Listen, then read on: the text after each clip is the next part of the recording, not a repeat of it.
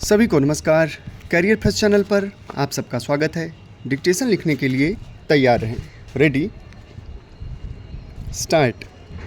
महोदय, जब तक अहिंदी भाषी हिंदी को हृदय से स्वीकार नहीं करते तब तक वह राष्ट्रभाषा का स्थान नहीं पा सकती, और यह तभी हो सकता है जब वे यह समझें कि इसमें उनका भी योगदान है और उन्होंने इससे केवल लिया ही नहीं बल्कि इसे कुछ दिया भी है, और उन पर कोई दूसरी भाषा लादी नहीं गई है, बल्कि यह उनकी अपनी ही भाषा है।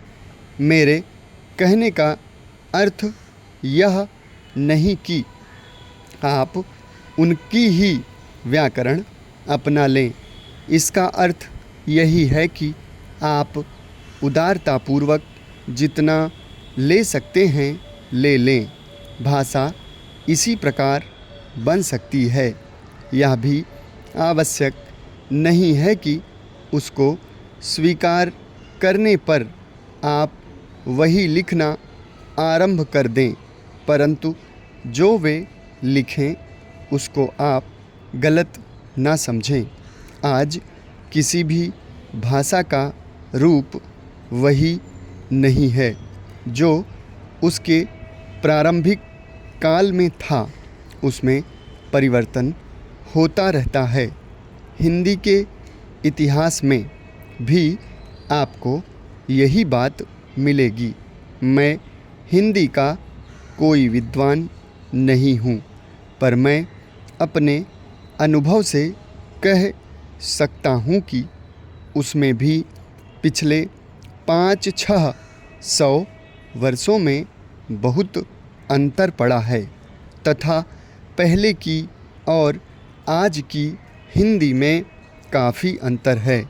इसलिए नवयुग में जब वह देश की भाषा बनने जा रही है तो उसमें थोड़ा अंतर करना भी पड़े तो वह स्वीकार कर लेना चाहिए, जिससे उसका अन्य प्रदेशों के लोगों के साथ मेल बैठ जाए। कई अहिंदी भाषी लोगों ने भी हिंदी की काफ़ी सेवा की है। आपके राज्यपाल महोदय अहिंदी भाषी हैं और इन्होंने अपनी भाषा की बड़ी सेवा की है।